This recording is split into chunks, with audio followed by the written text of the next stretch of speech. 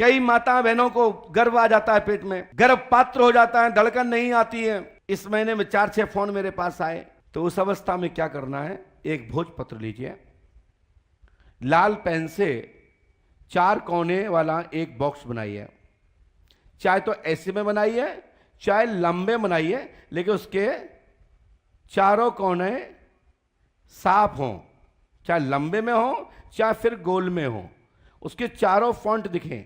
उसमें 3 लाइन डालो, उसमें क्रॉस प्लस वाला निशान डालें, उसके ऊपर एक और डालें। जैसे आपने कभी, जो गांव के लोग हैं वो जानते हैं और जो शहर के लोग हैं वो जानते हैं, मैं बता रहा हूं, इस वाला बनाना है।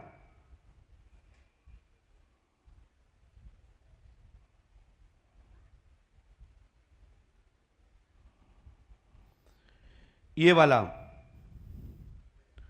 और ये ऐसा बनाएंगे थोड़ा, तो इसको हमारे यहां कई बच्चे लोग इस वाली पत्ती पे गोट पड़ा खेलते थे। इसमें 4 पड़े 20 पड़ियां होती थी, इनको बांटते थे। इसमें आप उनको करना क्या है, एक एक खाने में मंत्र लिखना है। वो मंत्र होगा ओम रम रम रम रम रम रम, लास्ट का बीच का बचेगा हुम फट स्वाहा। इसको बना करके अपने बाजू में पहन लें। आप कैसे भी डॉक्टर ने बोल दिया हो कि ये बच्चा 8 महीने में नीचे आ जाएगा, चू जाएगा, समझ रहे ना, ये पुरानी भाषा है, तो नहीं, 9वें मंत्र में ही शुभ संतान देने के लिए वह मंत्र बाध्य हो जाएगा और आपकी रक्षा करेगा, कवच रखेगा और आपको ताला डाल देगा मुख पर, और आपका बच्चा अच्छा पनपेगा, स्वस्थ और निरोग होगा, खूब ब्लड चढ़ेगा और अच्छी बुद्धि, योग्य संतान आपके घर में समय आने पर जन्मेंगे। अब इसको कमर में नहीं बांधना है। जो कमर में बंधवाते हैं ना, वो सात्विक शक्तियां नहीं हैं, वो अधोगति वाली शक्तियां हैं। लेकिन क्रिया वो भी है, मैं उस क्रिया का खंडन नहीं करता हूं।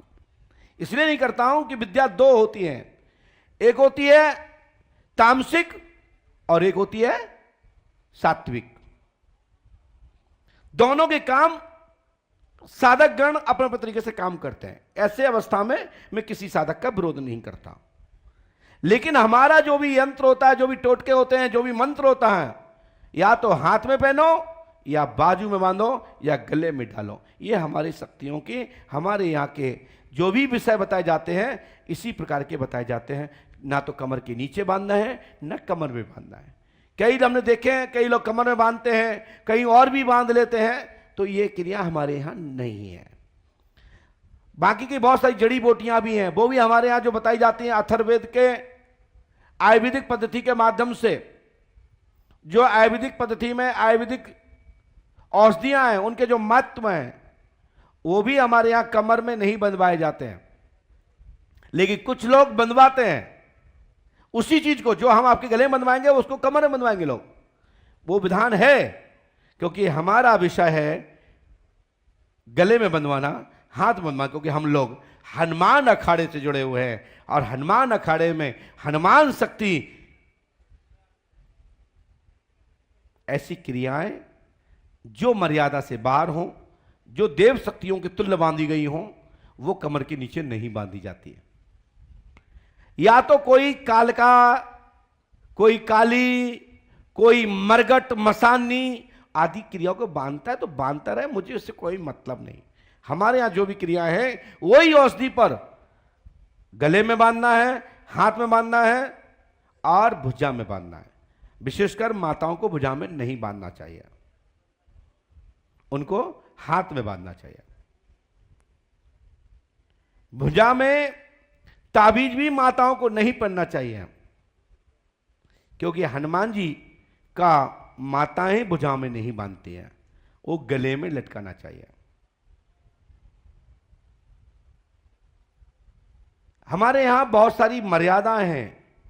हमने बड़े बुजुर्ग लोगों के अपने गुरु मुख से सुना, वही मैं आपको बता रहा हूं।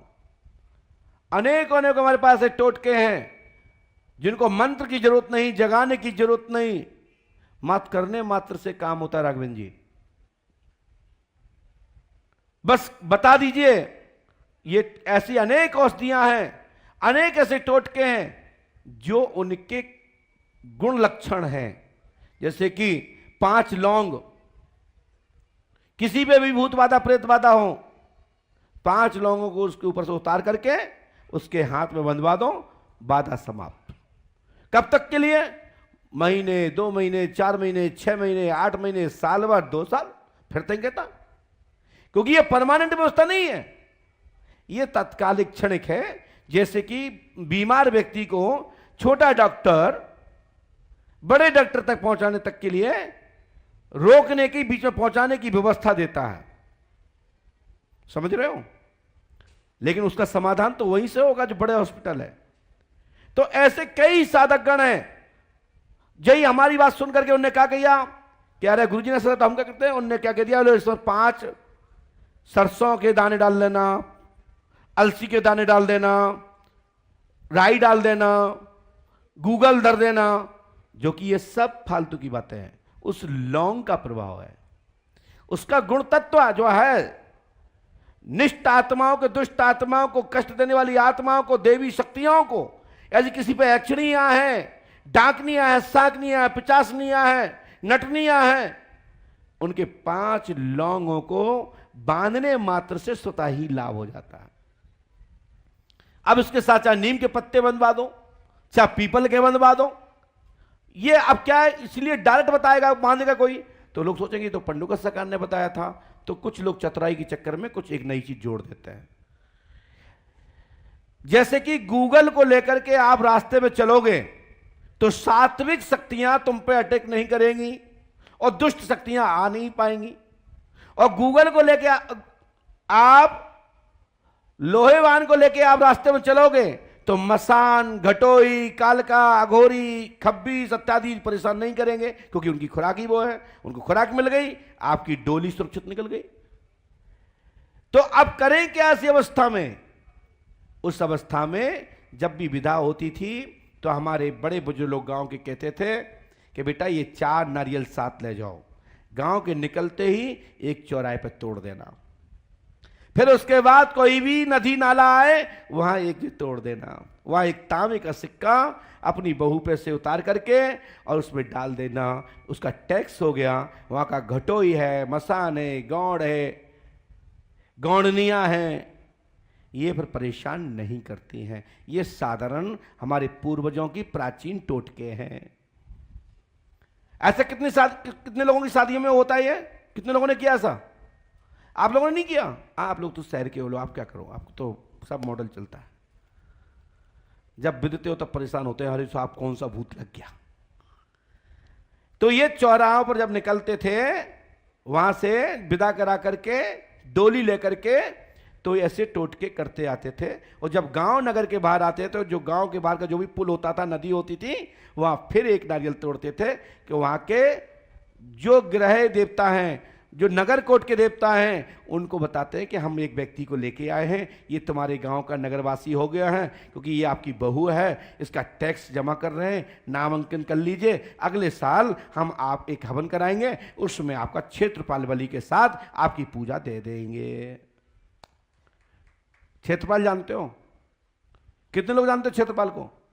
हवन होता है एक डोली, हमारे यहां जब जोशी आता है तो वो आपके ऊपर से ग्रहों को उतारता है और वो लेके चलता है, फिर चौराहे पर रख के आता है।